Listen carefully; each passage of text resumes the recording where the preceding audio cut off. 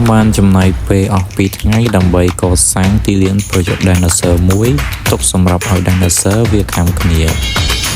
ហើយបើចង់ដឹងថាដំណើរការនៃការសាងសង់និង Dinosaur វាប្រយុទ្ធគ្នាយ៉ាងម៉េចនោះកុំភ្លេចតាមដានដល់ចប់វីដេអូនេះទាំងអស់គ្នា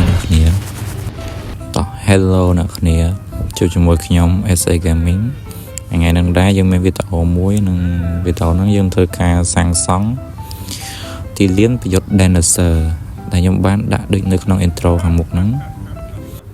តោះហើយកុំឲ្យចាំយូរយើងធ្វើការចូលទៅកាន់វីដេអូយើងទាំងអស់គ្នា Let's go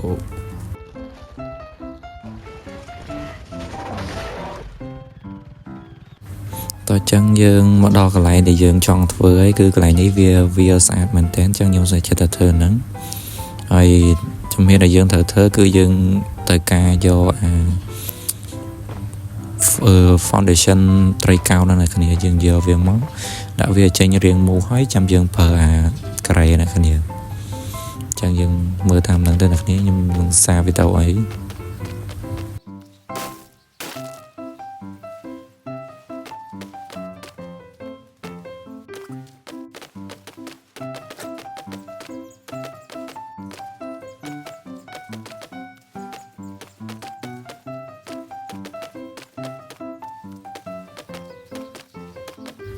ហើយបន្ទាប់មកយើងធ្វើការ demolish ខាងក្នុងចោលទៅកដាហ្នឹងដើម្បីមើលឃើញដីទៅវាកាន់តែស្អាតនេះដូចជាលានពិត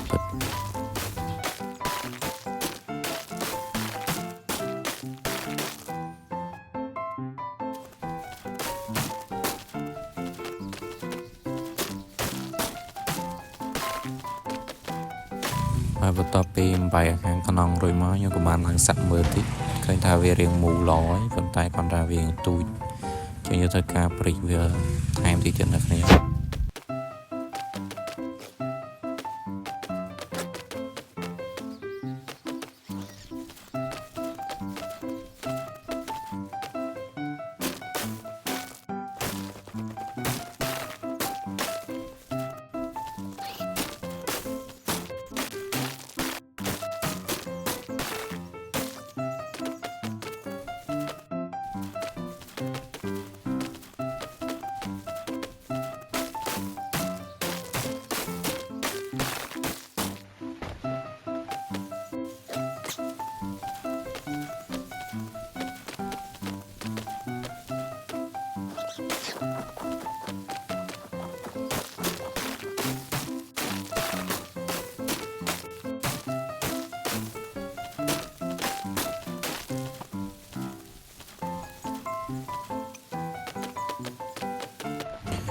បើគឺថាធ្វើតាំងពីមេឃ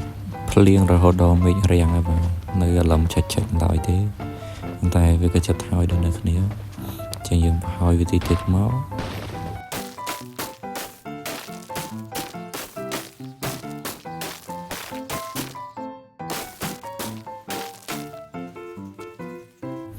អូខេទីលានយើងយកប៉ុណ្ណឹងអ្នកគ្នា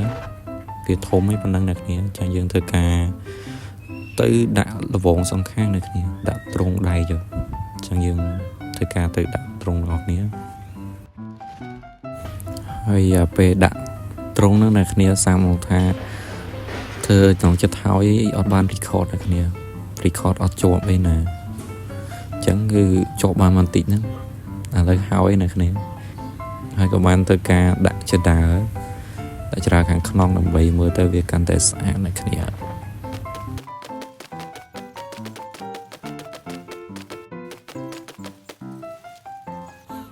តោះចឹងទីលានប្រយុទ្ធ Dinosaur យើងបានហើយ 80% នៅគ្នាយើងចាំតែមកយកគ្រឿងលវខ្ញុំដាក់មកយើងដាក់ទ្វារហើយនឹងតុបតែងតិចតួចទៅស្អាតនៅគ្នាអូខេហើយនេះគឺជា result នៅគ្នាពេលយើងតុបតែងហើយខ្ញុំចំណាយពេលធ្វើដែរតែជា record កុំឲ្យអ្នកគ្នាស៊ីមកខ្ញុំធ្វើហើយខ្ញុំ record តាមក្រោយតែយើងចូលទៅមើលខាងក្នុងវាពណ៌រាងក្រហមចិនចៅមែនតើអ្នកគ្នាខ្ញុំដាក់ភ្លើងហើយខ្ញុំបាញ់ពណ៌ក្រហមថែមទៅវាមើលទៅដូចឈាមអ្នកគ្នាឲ្យវាកាន់តែសាហាវគូខើអ្នកគ្នាខ្ញុំមើលទៅខ្ញុំបានតុបតែងដាក់ Halloween ដាក់អីតាមហ្នឹងអ្នកគ្នា វាលយមួយយ៉ាងដែរគ្នាហើយបើច្រៃតើវិញបាច់និយាយមុខពាក់សិតស្អីណាហើយអ្នកគ្នាអញ្ចឹងយើង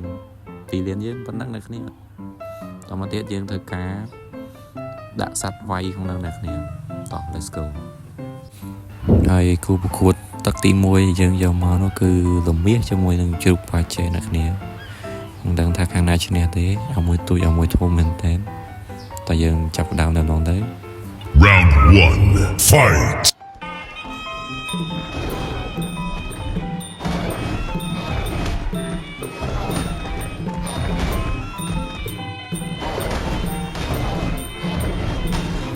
បាទគឺថាបង្គោលជ្រូកត្រូវបានគេដាក់ឡើងខ្ទប់ហើយបាទមិនដឹងមិនមកទេ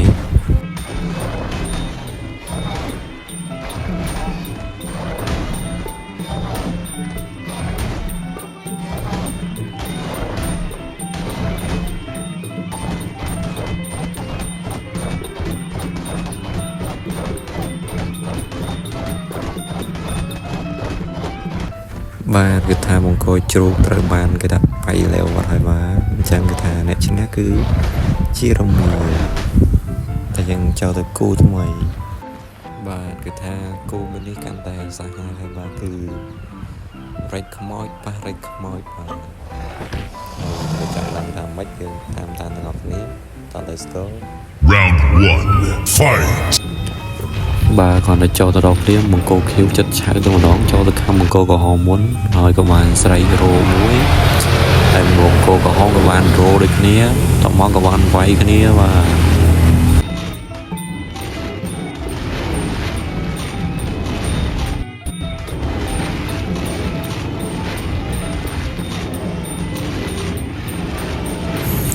ហើយបង្គោលខៀវក៏វាយក៏បានស្រែកដាក់បង្គោលក្រហមតមកបង្គោលក្រហមក៏បានស្រែកដាក់បង្គោលខៀវវិញផងដែរមើល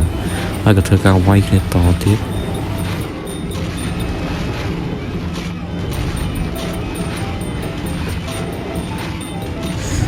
បាទបន្ទាប់ពីតស៊ូស្វិតស្វាញមកបានឃើញថាបង្គោលខៀវបានខំសម្លាប់បង្គោលក្រហមបាត់ទៅហើយបាទដូច្នេះចៃលីភីបានទៅលើបង្គោលខៀវដែលមានរហស្សនាមថាខ្មោចពីគី